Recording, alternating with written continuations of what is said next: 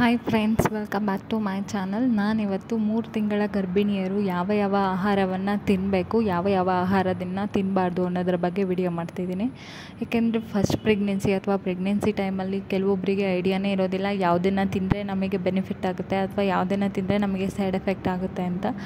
But next suffer ಪಡೋದಕ್ಕಿಂತಾಗಿ ಯಾವ ಯಾವ ಆಹಾರ ತಿಂದರೆ ನಮಗೆ ಒಳ್ಳೆಯದು ಅಥವಾ ಯಾವುದು ಆಹಾರ ತಿಂದರೆ ನಮಗೆ ಕೆಟ್ಟದ್ದು ಅಂತ ತಿಳ್ಕೊಂಡು ಅದನ್ನು ಕನ್ಸಂಪ್ಷನ್ ಮಾಡೋದು ತುಂಬ ಯೂಸ್ಫುಲ್ ಆಗುತ್ತೆ.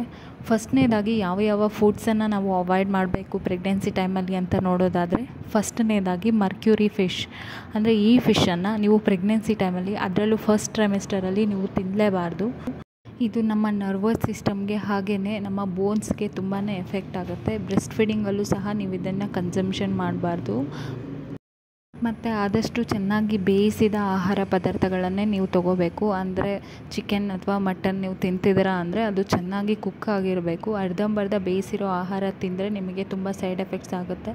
ಯಾಕಂದರೆ ಅದರಲ್ಲಿರುವಂತಹ ಬ್ಯಾಕ್ಟೀರಿಯಾಸ್ ಫುಲ್ಲಾಗಿ ಕಿಲ್ ಆಗಿರೋದಿಲ್ಲ. ಸೊ ಹಾಗಾಗಿ ನಿಮಗೆ ಸೈಡ್ ಎಫೆಕ್ಟ್ಸ್ ಆಗೋದ್ರಿಂದಾಗಿ ತುಂಬ ಚೆನ್ನಾಗಿ ಬೇಯಿಸಿದಂತಹ ಮಾಂಸವನ್ನು ನೀವು ತೊಗೋಬೇಕು.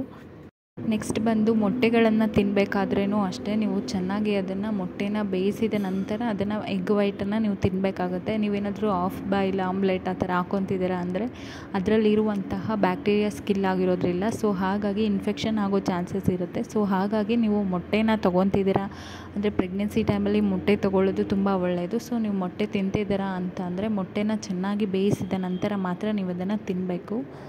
ಮತ್ತು ವಾಶ್ ಮಾಡದೇ ಇರುವಂತಹ ಫ್ರೂಟ್ಸ್, ವಾಶ್ ಮಾಡದೇ ಇರುವಂತಹ ವೆಜಿಟೇಬಲ್ಸ್ನ ಆಹಾರದಲ್ಲಿ ಬಳಸಬೇಡಿ. ಆದಷ್ಟು ಫ್ರೆಶ್ ಆಗಿರುವಂತಹ ಫ್ರೂಟ್ಸ್ ಅಥವಾ ವೆಜಿಟೇಬಲ್ಸ್ನ ತೊಗೊಳ್ಳಿ. ತುಂಬ ಸ್ಟೋರ್ ಮಾಡಿರುವಂತಹ ಫ್ರೂಟ್ಸ್ ಅಥವಾ ವೆಜಿಟೇಬಲ್ಸ್ನ ತಿನ್ನಬೇಡಿ. ಆದಷ್ಟು ಫ್ರೆಶ್ ಆಗಿ ಟೈಮ್ಗೆ ಸರಿಯಾಗಿ ಬಿಸಿ ಬಿಸಿಯಾಗಿ ಬೇಯಿಸ್ಕೊಂಡು ತಿನ್ನೋದಕ್ಕೆ ಟ್ರೈ ಮಾಡಿ. ಮತ್ತು ನೀವು ಪಪಾಯ, ಪೈನಾಪಲ್ ಈ ಫ್ರೂಟ್ಸನ್ನು ಆದಷ್ಟು ನೀವು ತಿನ್ನೋದಕ್ಕೆ ಹೋಗಬೇಡಿ. ಆದಷ್ಟು ಈ ಫ್ರೂಟ್ಸನ್ನು ನೀವು ಅವಾಯ್ಡ್ ಮಾಡಲೇಬೇಕಾಗುತ್ತೆ.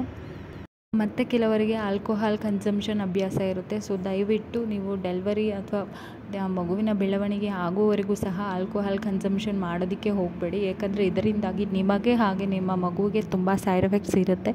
ಸೊ ಹಾಗಾಗಿ ಆಲ್ಕೋಹಾಲ್ ಕನ್ಸಂಪ್ಷನ್ನ ಆದಷ್ಟು ನೀವು ಅವಾಯ್ಡ್ ಮಾಡಿ.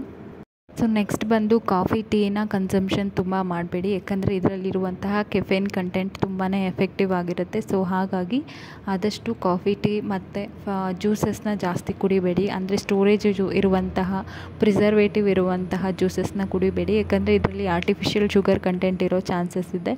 ಸೊ ಹಾಗಾಗಿ ಕಾರ್ಬೋಹೈಡ್ರೇಟನ್ಸ್ ಸಹ ತುಂಬ ಇರುತ್ತೆ. ಸೊ ಅದರಿಂದಾಗಿ ಫ್ರೆಶ್ ಜ್ಯೂಸಸ್ನ, ಫ್ರೆಶ್ ಫ್ರೂಟ್ಸಿಂದ ಮಾಡಿರುವಂಥ ಫ್ರೆಶ್ ಜ್ಯೂಸಸ್ನ ತೊಗೊಳ್ಳಿ. ಮತ್ತು ಹಾಲು ಅಷ್ಟೇ, ಒಳ್ಳೆ ಪ್ರೋಟೀನ್ ಸಿಗುತ್ತೆ. ಬಟ್ ನೀವು ಹಾಲನ್ನು ತೊಗೊತಿದ್ದೀರಾ ಅಂದರೆ ಅದು ಪಾಶ್ಚರೈಸ್ಡ್ ಆಗಿದ್ರೆ ಮಾತ್ರ ತೊಗೊಳ್ಳಿ. ಅಥವಾ ಅನ್ಪಾಶ್ಚರೈಸ್ಡ್ ಮಿಲ್ಕನ್ನು ನೀವು ದಯವಿಟ್ಟು ತೊಗೊಳ್ಳೋದಕ್ಕೆ ಹೋಗಬೇಡಿ. ಅದರಿಂದನೂ ಸಹ ಬ್ಯಾಕ್ಟೀರಿಯಾಸ್ ಎಫೆಕ್ಟ್ ಅಥವಾ ಇನ್ಫೆಕ್ಷನ್ಸ್ ಆಗುತ್ತೆ. ನೀವು ಯಾವ್ಯಾವ ಹೆಲ್ದಿ ಫುಡ್ಸನ್ನು ತೊಗೋಬೇಕು ಅಂತ ನೋಡೋದಾದರೆ, ಎಲ್ಲ ಫ್ರೆಶ್ ಫ್ರೂಟ್ಸನ್ನು ನೀವು ಆರಾಮಾಗಿ ತೊಗೋಬೋದು. ಆ್ಯಪಲ್, ಆರೆಂಜಸ್, ಬನಾನಾ ಎಲ್ಲನೂ ತೊಗೋಬೋದು. ಬಟ್ ಅದು ತುಂಬ ವಾಶ್ ಆಗಿ, ಅಂದರೆ ಉಪ್ಪಿನ ನೀರಲ್ಲಿ ವಾಶ್ ಮಾಡಿ ನಂತರ ನೀವು ಅದನ್ನು ತೊಗೊಳ್ಳಿ. ಮತ್ತು ವೆಜಿಟೇಬಲ್ಸ್ ಅಷ್ಟೇ, ಎಲ್ಲ ವೆಜಿಟೇಬಲ್ಸು ಕ್ಲೀನಾಗಿ ವಾಶ್ ಮಾಡಿದ ನಂತರ ತೊಗೊಳ್ಳಿ. ಸ್ಟೋರೇಜ್ ಆಗಿರುವಂತಹದ್ದು ಬೇಡ. ಸ್ಟೋರೇಜ್ ಆಗದೇ ಫ್ರೆಶ್ ಆಗಿರುವಂತಹದ್ದನ್ನು ತೊಗೊಳ್ಳಿ. ಮತ್ತು ಆದಷ್ಟು ಜಂಕ್ ಫುಡ್ಸನ್ನು ಅವಾಯ್ಡ್ ಮಾಡಿ. ಏಕೆಂದರೆ ಜಂಕ್ ಫುಡ್ಸಲ್ಲಿ ತುಂಬಾ ಕೆಮಿಕಲ್ಸ್ ಇರುತ್ತೆ. ಸೊ ಹಾಗಾಗಿ ಮತ್ತು ಅದರಲ್ಲಿ ತುಂಬ ಪ್ರಿಸರ್ವೇಟಿವ್ಸ್, ಕಲರ್ಸ್ ಎಲ್ಲ ಮಿಕ್ಸ್ ಮಾಡಿರ್ತಾರೆ. ಅದರಿಂದಾಗಿ ನಿಮಗೆ ಸೈಡ್ ಎಫೆಕ್ಟ್ಸ್ ತುಂಬ ಇರುತ್ತೆ. ಸೊ ಅದರಿಂದಾಗಿ ನೀವು ಆದಷ್ಟು ಜಂಕ್ ಫುಡ್ಸನ್ನು ಅವಾಯ್ಡ್ ಮಾಡಿ. ಗೋಬಿ ಮಂಚೂರಿ, ಮಸಾಲೆ ಈ ಥರದನ್ನೆಲ್ಲ ಆದಷ್ಟು ತಿನ್ನೋದಕ್ಕೆ ಹೋಗಬೇಡಿ. ಮತ್ತು ಇದು ತುಂಬ ಹೀಟ್ ಕೊಡುತ್ತೆ ಬಾಡಿಗೆ. ಅದರಿಂದಾಗಿ ಇದನ್ನು ತಿನ್ನಬೇಡಿ.